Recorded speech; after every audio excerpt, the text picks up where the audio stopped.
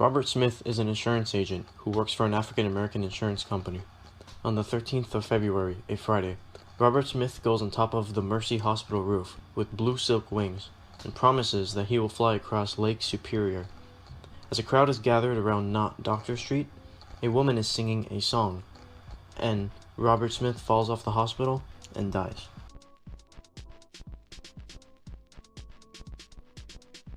Something that stands out as you read the novel Song of Solomon would be the characters' names, as you've probably never met a guitar before.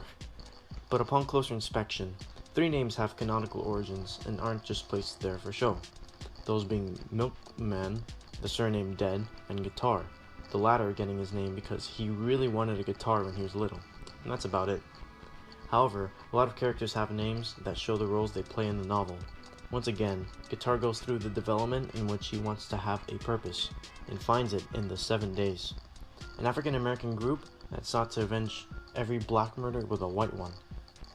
Due to music being a notable career for African-Americans at the time, Guitar's name, coming from an instrument, foreshadowed the fact that he would eventually acquire a purpose in life through a career, in this case, being in the 7 Days. Ruth Foster's name symbolizes her unhealthy attachment to her father after his death, and the fact that she continued to breastfeed her son until he was 4 years old. In both cases, she was fostering them. The surname Dead is less clear in symbolical meaning. However, canonically, it was due to a mistake done when Macon Dead Jr was filling out his name on paper. The character Hagar doesn't have a last name, which symbolizes the fact that she has trouble forming her own identity. Since having a last name shows what family you're from, it's like not having a community that you feel that you belong to, so you feel as if you have nowhere to go, with regards to your surname. This is evident by when Hagar is obsessive over Milkman after Milkman leaves her. To Hagar, Milkman was her sense of belonging that she wished for.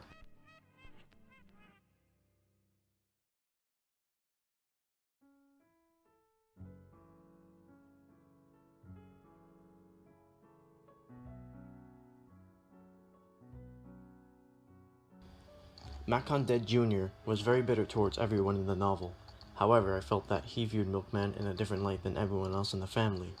When Macon Dead Jr. tells Milkman about Ruth Foster and how she kissed her dead father's fingers, Milkman becomes disgusted, and this causes him to relate to Milkman with their disgust towards Ruth Foster. Moments like these allow Macon Dead Jr. to warm up to Milkman, evident by when Macon Dead Jr. explains to Milkman the basics of business and profit, and then encourages Milkman to get a job. Although they're bonding over materialistic values, it's bonding nonetheless. Although it isn't mentioned, Milkman's view of his father changes when he sees the peacock with the gold accessories. Once it gets on a car, it goes crazy.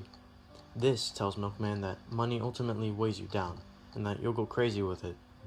This message is seen again through Milkman's discovery of the dead Butler family, as he finds out that once the Butler family lost their money, they all died, and eventually the last one left went mad and committed suicide. These 2 instances gave Milkman a new perspective on Macon Dead Jr.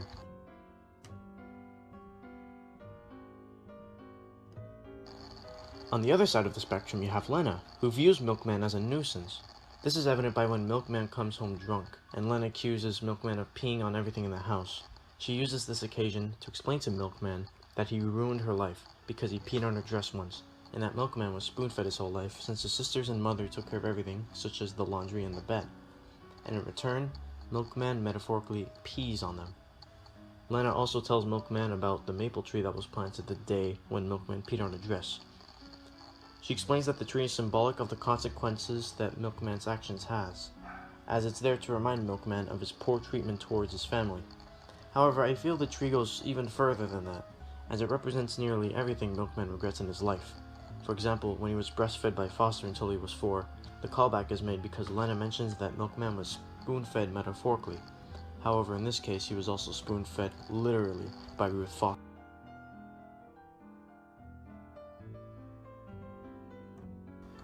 Guitar became a member of the 7 Days, and that began the drift that you see between Milkman and Guitar. Guitar sees 7 Days as a purpose, and Milkman doesn't agree with its murderous ideology, despite Guitar's justifications. The purpose Guitar finds in 7 Days parallels Milkman's search for purpose and identity. This is exemplified by when Guitar scolds Milkman for doing nothing with his life. As once Milkman is told this, he begins to contemplate his purpose, eventually deciding that he wants to escape from his family, stating this is his purpose, similar to Guitar's purpose in the 7 days. Once Milkman and Guitar plan a trip to Pennsylvania to steal the green bag, and after they get arrested, their relationship deteriorates. Milkman and Guitar see the aforementioned peacock with the gold accessories, and after the car goes crazy, Milkman sees the danger of 7 days in Guitar, since Guitar was also set on making money, which is similar to how Milkman started to perceive his father. After this conflict, Milkman decides he wants to go on the venture solo, and is set on being independent from Guitar, in the name of purpose. Fast forward to the conclusion of the novel, where Guitar has shot Pilot. In her final moments, Milkman sings the same song sung to Robert Smith in the beginning of the novel, and a crow takes the snuff box earring placed by Pilot on her father's grave. Milkman and Guitar face to face. Milkman's filled with despair, and Guitar drops his weapon.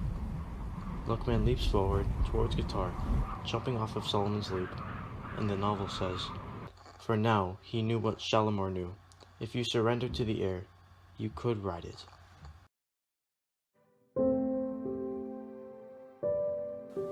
To give context to the conclusion of the novel, Solomon was Milkman's great-grandfather, whose story was set in Solomon's general store.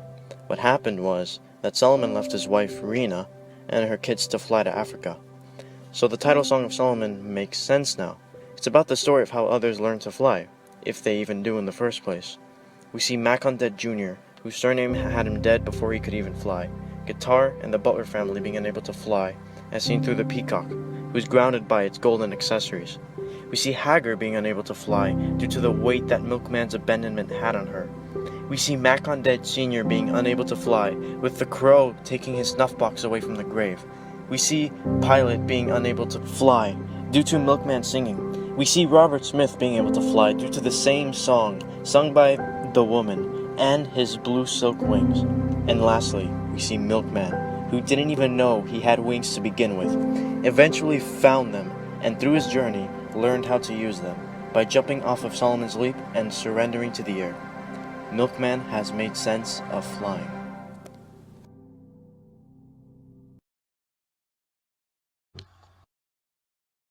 So I'm thinking, how can I make a contemporary story about a black man, young black man, who learns to fly, or who makes his escape? Not geographical escape back to Africa, but another mindset. Yes. How does he escape the prison, the cultural prison that he found himself in? And that was his journey. It's a kind of an unlearning and a learning